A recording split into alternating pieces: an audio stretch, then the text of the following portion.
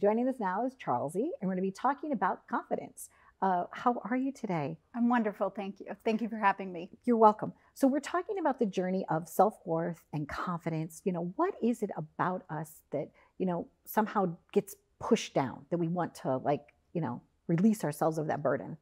Yes, absolutely. It's our conditioning, Okay. our programming, how life shapes us to be the people that we are in order to be as successful in this world as we can be. However, a lot of times that is incongruent with who we really are and who we're meant to be. So it's a journey of getting back to who we were born to be and who we are in our core and tapping into that untapped potential.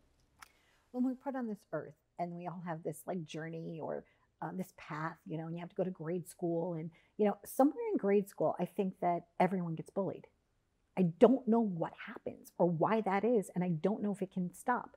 But there's this second grader in all of us, as you were saying, that just become like these people pleasers. Yes. Whether it's oh, I want to get the right answer for the teacher, or we're getting bullied by the kid next door, or we start noticing members that we find attractive, and we're like, oh, that person's cute, right?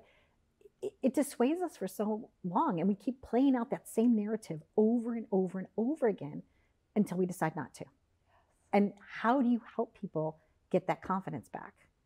Yes. Oh, Donna, that was so beautifully said. And our conditioning, our programming, which is a self-protection mechanism to help us survive and thrive in this world. And at some point, we have to stop thriving for the world and start thriving for ourselves. So that's what I do. I help women discover who they are outside of the negative thoughts, outside of the inner critic, outside of somebody who abandoned them or neglected them. Who are they in their core? What do they want? That is something that I never asked myself, is what do I want? There was a path that was laid out for me, and it was a beautiful path, and it brought me an amazing husband, 2 beautiful children, a master's, all of these, wonderful things that I love. What did I want? So helping women discover what they want and where they are going so they can be solidified within themselves to go after it regardless of what is going on around them. What's 1 or 2 success stories that you've witnessed by just helping people get out of their own way? I'm sure there's plenty. There are. Okay. There are. One of my favorite stories that stands out to me most is one of my clients. She realized that she had been checking the boxes. She realized she had become a speech therapist. She, had gotten married. She bought the house in the city that her parents wanted her to live in. She had done all of these things, and helping her undo all of that because she didn't recognize herself. She felt very lost outside of being a mom, outside of being a wife. Who was she? So helping her discover that and being able to tap into her greatest desire at the time when we worked together was to start a community, actually in the New York, New Jersey area, start a community center.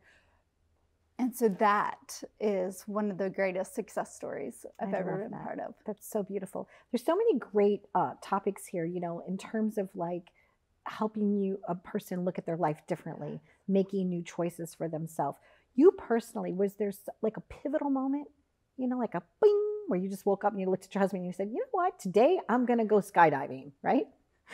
Oh my gosh, thank you so much for asking that question. There were actually a couple. Okay. I reached a breaking point where I was working in my corporate career, still along the path I had laid out for myself. And I reached this point where it occurred to me after having my son, it occurred to me I wasn't as happy as I thought I would be when I got here. Something must be off, but I internalized it that I was wrong.